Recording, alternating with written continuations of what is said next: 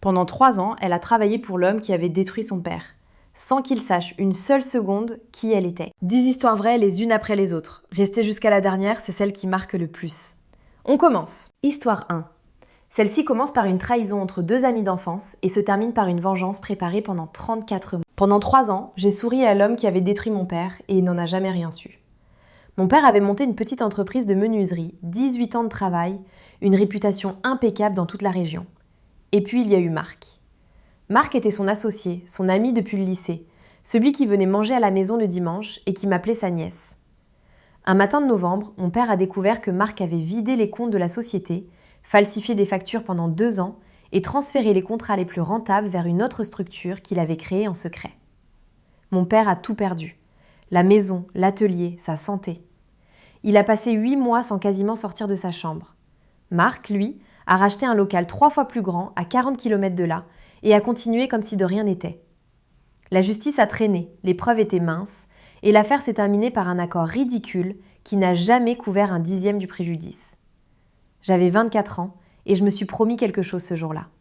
Pas un coup de sang, pas une insulte, pas une vitre cassée, quelque chose de lent. J'ai commencé par reprendre le nom de ma mère, plus discret. J'ai passé un diplôme de comptabilité. 2 ans plus tard, j'ai postulé dans le cabinet qui gérait les comptes de l'entreprise de Marc. Je n'ai pas eu à mentir une seule fois, mes diplômes étaient réels, mon expérience aussi. J'ai été prise. Marc ne m'a pas reconnue. La dernière fois qu'il m'avait vue, j'avais 19 ans, les cheveux longs et un appareil dentaire. Là, j'étais une femme en tailleur qui lui serrait la main dans une salle de réunion. Il m'a dit que j'avais un visage familier. J'ai répondu qu'on me disait ça souvent. Pendant 3 ans, j'ai géré ces dossiers. Je faisais mon travail correctement, très correctement même, parce que je voulais qu'il me fasse confiance. Et il m'a fait confiance. Il me confiait des choses qu'il n'aurait dû confier à personne. Les paiements en liquide jamais déclarés, les salariés payés moitié au noir, les fausses factures de sous-traitance envoyées à une société qui n'avait aucune activité réelle. Il en parlait presque avec fierté, comme si la fraude était une compétence. Je ne prenais jamais de notes devant lui. Je rentrais chez moi et j'écrivais tout. Date, montant, nom. J'ai constitué un dossier pendant 34 mois. Et je n'ai rien fait. Parce que ce que je voulais, ce n'était pas de le faire tomber vite. Je voulais qu'il tombe au pire moment possible. Ce moment est arrivé au printemps dernier. Marc était en train de vendre son entreprise à un groupe régional, une opération à plusieurs millions, avec un audit complet prévu avant la signature. Il m'a demandé de préparer les documents comptables. Il m'a même dit, mot pour mot, qu'il me devait une prime pour tout ce que j'avais fait pour lui. J'ai souri et j'ai dit que ce n'était pas nécessaire. Le lendemain, j'ai transmis mon dossier complet à l'administration fiscale et à l'acquéreur. Pas au même moment, à 3 jours d'intervalle, pour que la panique ait le temps de s'installer. La vente a été annulée en 1 semaine. Le contrôle a duré 9 mois. Marc a été condamné pour fraude fiscale, travail dissimulé et faux en écriture. L'entreprise a été liquidée. J'ai démissionné le jour même de mon signalement et je n'ai jamais remis les pieds là-bas. Il y a 2 mois, j'ai reçu un message. C'était lui. Il avait fini par comprendre, il avait retrouvé mon vrai nom. Le message disait juste « C'était toi depuis le début ». Je ne lui ai jamais répondu. Mais mon père a repris un petit atelier l'année dernière. Il a 63 ans et il travaille de nouveau le bois tous les matins. Il ne sait toujours rien de ce que j'ai fait et je crois que c'est mieux comme ça. Histoire 2. 2 sœurs, une seule date de mariage et une famille entière qui va devoir choisir un camp. Ma sœur m'a appelée à 00h30 pour me hurler dessus et le lendemain, la moitié de ma famille ne m'adressait plus la parole. J'ai 31 ans et je devais me marier le 12 septembre. Cette date, on l'avait choisie avec mon fiancé 18 mois à l'avance et pas au hasard. Le 12 septembre, c'est l'anniversaire de ma mère. Elle est morte quand j'avais 22 ans et se marier ce jour-là, c'était ma façon à moi de la faire venir un peu. La salle était réservée, le traiteur payé, les acomptes versés, 120 invités prévenus depuis 1 an. Et puis en mai, 4 mois avant, ma petite sœur s'est fiancée. Je l'ai serrée dans mes bras, j'étais sincèrement heureuse pour elle. 3 jours plus tard, elle m'a annoncé la date qu'elle avait choisie pour son mariage. Le 12 septembre, le même jour que le mien. J'ai cru à une blague. Elle m'a expliqué très calmement qu'elle voulait cette date pour maman, elle aussi, et que je n'avais pas le monopole du deuil. Je lui ai dit que j'avais réservé 1 an et demi plus tôt, que tout était payé, que ce n'était même pas une question de qui décide, c'était juste une question de logique.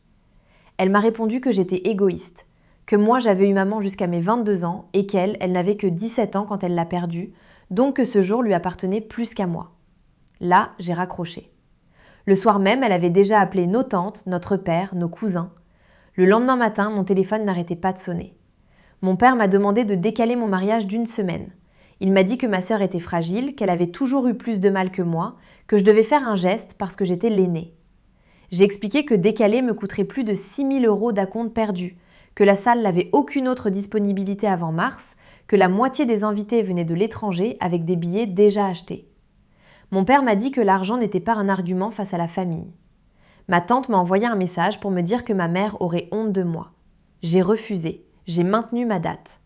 Ma sœur a maintenu la sienne aussi, dans une salle qu'elle a trouvée en catastrophe à 2 heures de route. Le 12 septembre, il y a eu 2 mariages dans la même famille, le même jour, à 200 km d'écart. 40 personnes sont venues chez moi.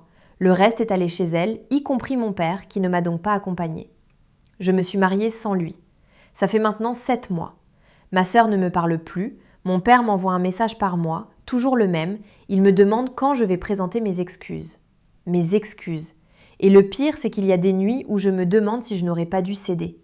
Pas parce que j'avais tort, mais parce que j'ai gagné un jour et perdu une famille entière. Alors la vraie question, celle que je posais sur Reddit et que je vous pose maintenant, c'est celle-là. Est-ce que j'ai été la méchante dans cette histoire ? Histoire 3. Une belle-mère décide un dimanche midi que la maison de sa belle-fille appartient en réalité à son fils. Il y a des phrases qu'on n'oublie jamais. La mienne tient en 8 mots. Cette maison n'a jamais vraiment été la tienne.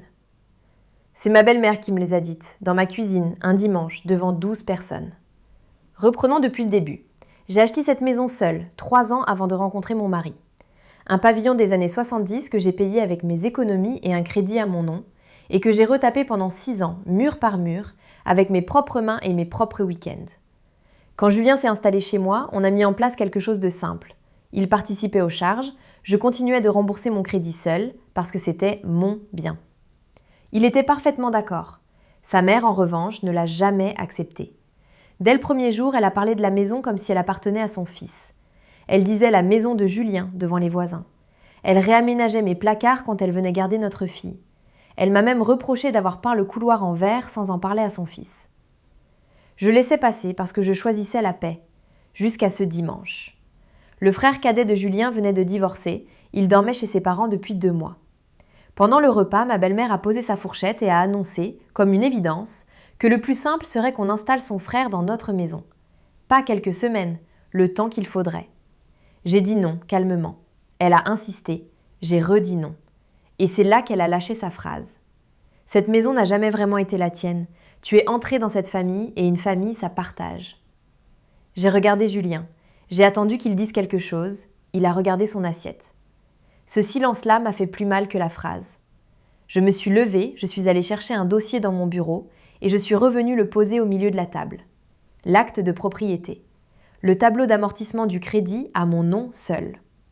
Les factures des travaux, 8 ans de factures, toutes payées depuis mon compte. Et j'ai lu à voix haute le montant total que j'avais mis dans cette maison avant même de connaître leur fils. Personne n'a rien dit pendant très longtemps. Ma belle-mère a essayé de reprendre le contrôle en disant que ce n'était pas une question d'argent. J'ai répondu que si, justement, c'était exactement une question d'argent et que c'était le mien. Ils sont tous partis avant le dessert. Ce soir-là, j'ai dit à Julien qu'il avait 48 heures pour décider dans quelle famille il vivait. Il a mis 3 semaines. 3 semaines pendant lesquelles sa mère m'a envoyé des messages où j'étais tour à tour manipulatrice, intéressée et mauvaise mère. J'ai tout gardé. Et puis un soir, Julien est rentré et m'a annoncé qu'il avait dit à sa mère qu'elle ne remettrait plus les pieds ici tant qu'elle ne s'excuserait pas. Ça fait 2 ans. Elle ne s'est jamais excusée. Elle voit sa petite fille dehors, dans des parcs, dans des restaurants.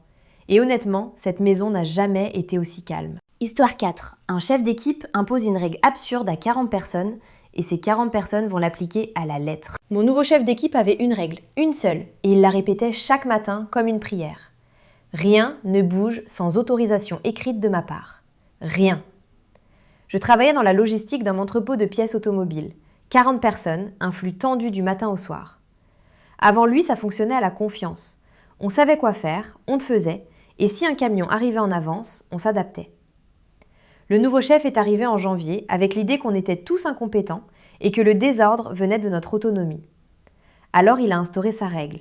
Chaque déplacement de palette, chaque commande de consommables, chaque heure supplémentaire, chaque appel à un transporteur devait passer par une demande écrite et il fallait attendre sa validation écrite avant d'agir. La première semaine, on a essayé de lui expliquer que ça ne tiendrait pas. Il a répondu que si on trouvait ça compliqué, c'est qu'on n'était pas fait pour le poste. Alors on a arrêté d'expliquer et on a appliqué, parfaitement, scrupuleusement, à la lettre. Le lundi suivant, un camion frigorifique s'est présenté à 7 h du matin avec une livraison prioritaire. Le chef arrivait à 9 h. J'ai envoyé la demande d'autorisation de déchargement à 7h02 et je me suis assise. Le chauffeur a attendu. À 8 h, il a appelé sa centrale. À 8h15, sa centrale a appelé notre direction. À 9 h, le chef est arrivé au milieu d'une crise dont il ne comprenait rien et j'ai simplement montré mon écran avec ma demande envoyée à 7h02 et sans réponse. Il a validé. Le camion est reparti avec 2 heures de retard et une pénalité. Ce n'était que le début. Ce mois-là, on a envoyé entre nous une moyenne de 200 demandes écrites par jour. 200. Une pour le papier de l'imprimante, une pour changer une ampoule dans la laissette, une pour déplacer un transpalette qui bloquait une issue de secours, en précisant bien dans l'objet du mail qu'il s'agissait d'une issue de secours. Une pour aller chercher un chariot élévateur en panne, une autre pour le ramener. Son téléphone professionnel ne cessait plus de vibrer. Il a commencé à valider sans lire, et c'est exactement à ce moment-là que ça a basculé. Un collègue, très sérieusement, a envoyé une demande d'autorisation pour renvoyer une palette de pièces à un fournisseur, alors que le bon de commande était visiblement erroné. Le chef a validé sans lire. La palette est partie. 14 000 € de pièces renvoyées à tort chez un fournisseur qui a facturé le retour. 2 semaines plus tard, la direction a demandé un audit de fonctionnement du service. L'auditeur nous a demandé de fournir les échanges. On a fourni. 11 000 mails en 2 mois, tous conformes à la procédure affichée en salle de pause, tous signés de son nom. L'audit a conclu que le service était bloqué par une procédure de validation ingérable imposée par le chef d'équipe seul, sans validation de la direction. Il a été muté au siège en avril, sur un poste sans management. Sa règle a été supprimée le jour de son départ. Et le plus beau, c'est qu'on n'a jamais rien fait d'autre qu'obéir. Histoire 5. Un téléphone s'allume à 2 h du matin et la femme qui le voit décide de ne rien dire pendant 6 semaines. Le téléphone de mon mari a vibré à 2h14 du matin et j'ai su avant même de tourner la tête. Ça faisait quelques mois que quelque chose n'allait pas sans que je puisse mettre un mot dessus. Il rentrait plus tard, il posait son téléphone à l'envers sur la table, il avait changé le code de son portable et quand je le lui avais fait remarquer en rigolant, il m'avait dit que c'était la sécurité de son travail. Cette nuit-là, il dormait profondément et le téléphone était sur ma table de nuit parce qu'il le chargeait de mon côté depuis qu'il avait cassé sa prise. L'écran s'est allumé. Un prénom que je ne connaissais pas et 3 mots que je ne suis pas près d'oublier. Tu me manques. J'ai reposé le téléphone. Je n'ai pas pleuré, je n'ai pas crié, je n'ai pas réveillé mon mari. Je suis restée sur le dos à fixer le plafond jusqu'à 5 heures et à 5 heures, j'avais un plan. Parce que voilà ce que les gens ne comprennent pas quand ils disent qu'il faut immédiatement confronter. Si j'avais hurlé ce soir-là, il aurait tout effacé avant midi. Il aurait dit que je fouillais dans ses affaires. Et c'est moi qui serais devenu le problème. Alors le lendemain, j'ai fait des œufs brouillés et je lui ai demandé comment s'était passée sa réunion de la veille. Pendant 6 semaines, je n'ai rien laissé paraître. 6 semaines. J'ai pris rendez-vous avec un avocat dès le premier lundi. Il m'a expliqué exactement quoi rassembler et surtout ce que je n'avais pas le droit de faire. Pas d'espionnage du téléphone, pas de mouchard, rien d'illégal, parce que ça se serait retourné contre moi. Alors j'ai travaillé avec ce qui m'appartenait déjà. Nos relevés de compte joints, les factures d'hôtel notées comme des déplacements professionnels alors qu'il était censé être chez son frère. Les tickets de restaurant pour 2 dans une ville où il n'avait aucun client. Les prélèvements d'un abonnement à une salle de sport à 40 km de la maison. J'ai tout scanné, tout classé, tout daté. J'ai ouvert un compte à mon nom seul et j'y ai transféré la moitié exacte de nos économies communes, ce que mon avocat m'a confirmé être parfaitement légal. J'ai récupéré mes papiers, mes diplômes, l'acte de naissance de mon fils. J'ai contacté un agent immobilier pour connaître la valeur réelle de la maison. Et j'ai posé mes congés pour la première semaine d'octobre. Le 1er octobre, il est rentré du travail à 19 h et la maison était vide de mes affaires. Sur la table de la cuisine, il y avait 2 choses. La convocation de mon avocat et une feuille A4 avec une seule ligne écrite à la main. 2h14, le 9 août. Il m'a appelé 38 fois cette nuit-là. Je n'ai décroché aucune fois. Il a fini par envoyer un message pour me demander comment j'avais pu préparer tout ça en me comportant normalement pendant des semaines. Je lui ai répondu une seule phrase, la seule que je lui ai envoyée depuis. Exactement comme toi. Histoire 6. Une acheteuse veut une table à moitié prix, livrée chez elle et repeinte à ses couleurs. Elle voulait ma table de salle à manger. Gratuitement, livrée chez elle et repeinte en blanc. Je vendais cette table sur un site d'annonce, du chêne massif, 6 places, un meuble qui venait de ma grand-mère et que je revendais uniquement parce que je déménageais dans un studio. Je l'avais mise à 250 €, ce qui était déjà très en dessous de sa valeur. Le premier message est arrivé dans l'heure. « Bonjour, est-ce que vous feriez 100 €? J'ai répondu que non, que le prix était déjà bas, mais que j'étais ouverte à 220. Elle a répondu que 100 €, c'était son dernier prix parce qu'elle était maman solo et que je devrais avoir un peu de cœur. J'ai poliment décliné. Le lendemain, nouveau message, elle acceptait 200 €. Parfait, je lui donne mon adresse pour qu'elle vienne la chercher. Elle me répond qu'elle n'a pas de voiture et qu'il faudrait que je la livre. J'explique que la table fait 2 mètres, que je n'ai pas de camionnette et que l'annonce précise bien « retrait sur place ». Elle me répond que je pourrais louer un utilitaire, ça ne coûte que 50 €. Je décline à nouveau. 2 jours de silence, puis un nouveau message, très enthousiaste, où elle m'annonce qu'elle a réfléchi et qu'elle prend la table à 200 € avec livraison, mais qu'il faudrait que je la ponce et que je la repeigne en blanc avant parce que le bois foncé ne va pas avec son intérieur. Je relis 3 fois. Je réponds que non, que je vends une table, pas un service de restauration de meubles. Et là, elle change complètement de ton. Elle m'écrit que je suis une profiteuse, que 200 € pour une vieille table c'est de l'arnaque, que les gens comme moi sont la raison pour laquelle les familles pauvres n'arrivent pas à s'équiper. Je bloque son compte. Fin de l'histoire, je pensais. 3 jours plus tard, je vends la table à un couple charmant qui est venu la chercher avec une remorque et qui m'a même donné 10 € de plus parce qu'il trouvait qu'elle valait plus cher. Le soir même, je reçois un message d'un compte que je ne connais pas. C'était elle, avec un nouveau profil. Elle me demandait si la table était toujours disponible. J'ai répondu que non, qu'elle était vendue. Elle m'a alors écrit que c'était bien fait pour moi et que de toute façon, elle avait trouvé la même en meilleur état pour 50 €. J'ai simplement répondu « Tant mieux, bonne soirée !» Et j'ai bloqué le deuxième compte aussi. Ce qu'elle ne savait pas, c'est que les acheteurs avaient laissé un commentaire public sous mon annonce avec une photo de la table installée chez eux et un message disant qu'elle était magnifique et que le prix était largement en dessous du marché. 3 autres personnes m'ont écrit ensuite pour me demander si j'avais d'autres meubles à vendre. J'en ai vendu 4 en une semaine, sans jamais repeindre quoi que ce soit. Histoire 7. 14 personnes réunies chez un notaire et un testament que personne n'avait vu venir. Quand mon grand-père est mort, personne dans la famille ne pleurait vraiment. On était 14 dans le salon du notaire et je peux vous garantir que pas une seule de ces 14 personnes n'était triste. Mon grand-père avait 91 ans, il vivait seul dans une grande maison au bord de la Loire et il avait de l'argent. Beaucoup. Il avait revendu son entreprise de transport dans les années 90 et il avait toujours vécu très simplement, ce qui veut dire qu'il avait tout gardé.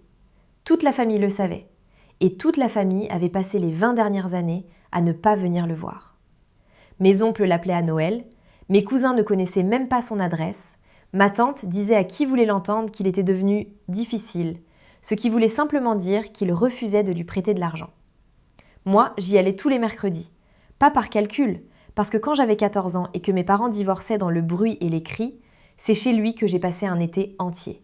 Et parce qu'il m'a appris à pêcher, à changer une roue et à ne jamais parler d'argent à table.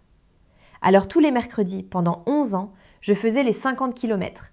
Je faisais ses courses, on jouait aux cartes, il me racontait la guerre d'Algérie par petits bouts et je repartais vers 19 h. Il ne m'a jamais rien promis. Jamais.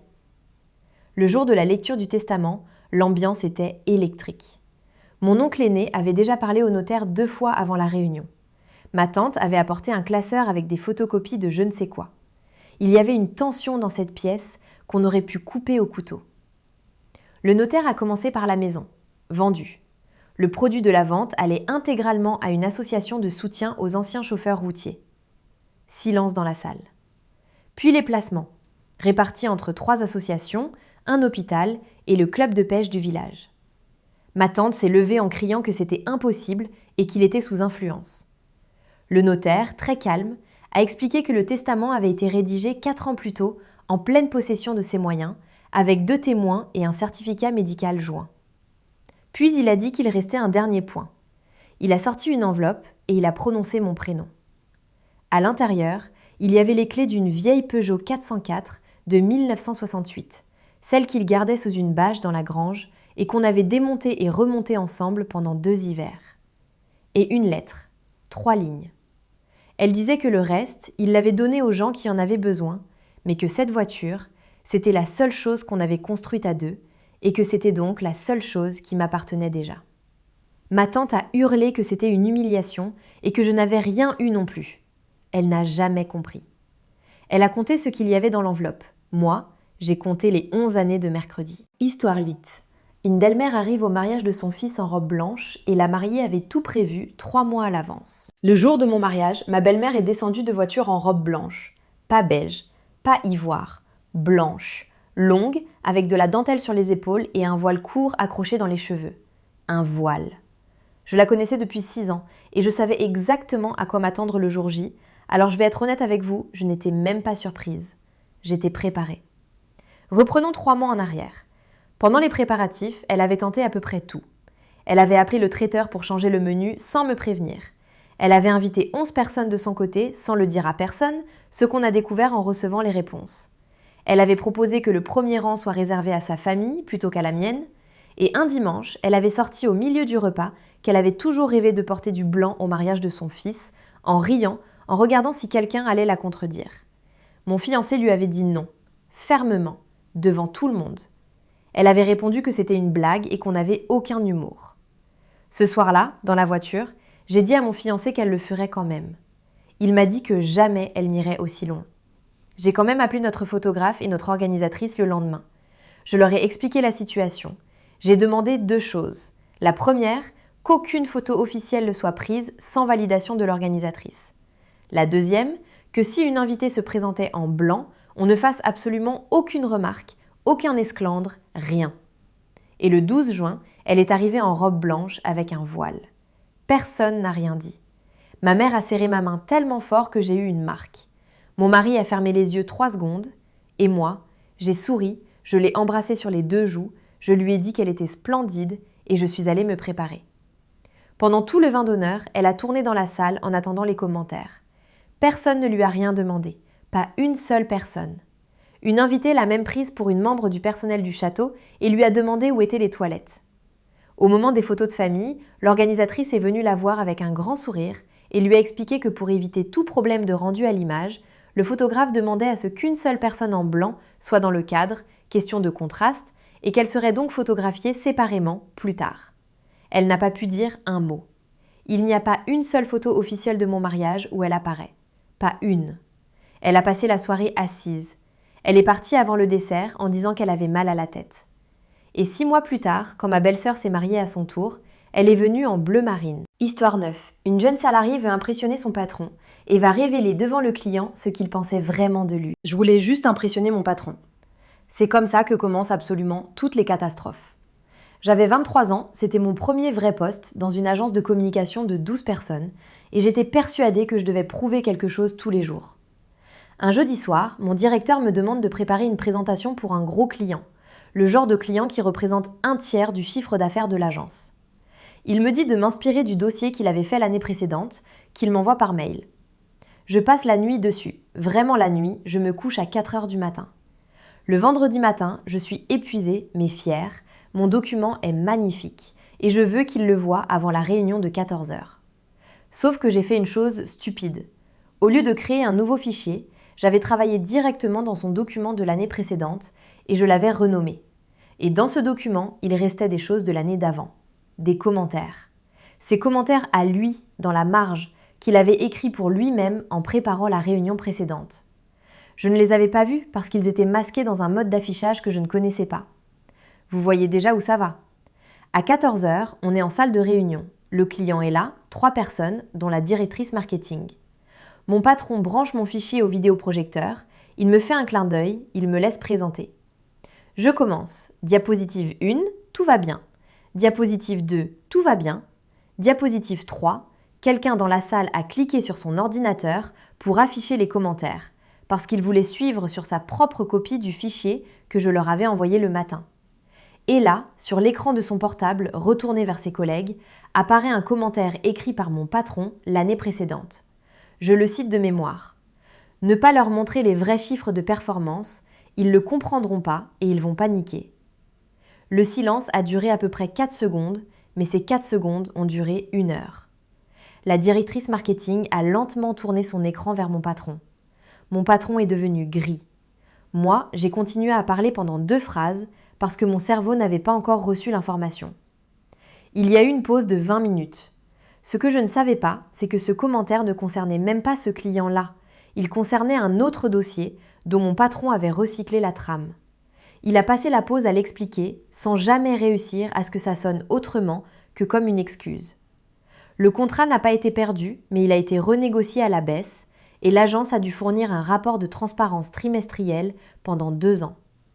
Et moi, je n'ai pas été virée.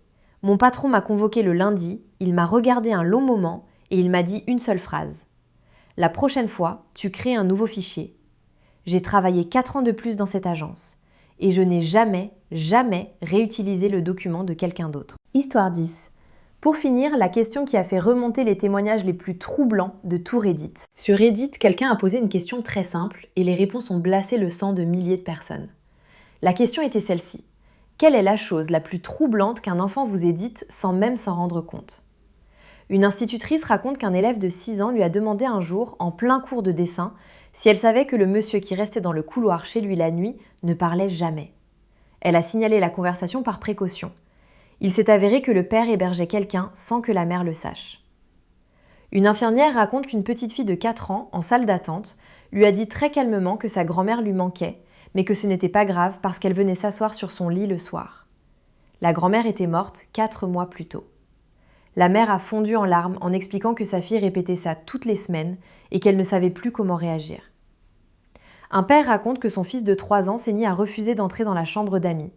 Pas de crise, pas de larmes, juste un refus catégorique. Quand il lui a demandé pourquoi, l'enfant a répondu que la dame de la fenêtre n'aimait pas quand on entrait. Ils ont appris plus tard, par un voisin, qu'une ancienne propriétaire était décédée dans cette pièce. Une baby-sitter raconte qu'un garçon de 5 ans lui a demandé, en pleine partie de cartes, si elle aussi elle allait partir comme la première maman. Il n'avait qu'une seule mère. Elle n'a jamais osé en parler aux parents.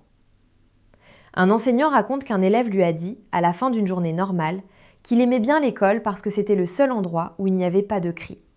Il dit que celle-là, 15 ans après, c'est encore celle qui lui revient le plus souvent. Et une mère raconte que sa fille de 2 ans, un matin, lui a montré une photo de famille et a désigné un homme en disant « Lui, il était gentil avec moi ». C'était son arrière-grand-père. Il était mort 11 ans avant sa naissance. Et elle ne l'avait jamais vu en photo avant ce jour-là. Alors voilà ce que je vous propose. Dites-moi en commentaire la phrase la plus troublante qu'un enfant vous ait dite à vous. Parce que je sais que vous en avez une.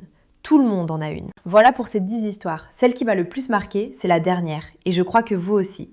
Alors dites-moi en commentaire laquelle vous a le plus retourné. Et surtout, si un enfant vous a déjà dit une phrase que vous n'avez jamais oubliée, racontez-la, je lis absolument tout. Si vous êtes arrivé jusqu'ici, c'est que le format vous plaît. Alors abonnez-vous, ça m'aide énormément et ça ne vous coûte rien. Et la prochaine vidéo arrive très vite avec 10 nouvelles histoires. À très bientôt!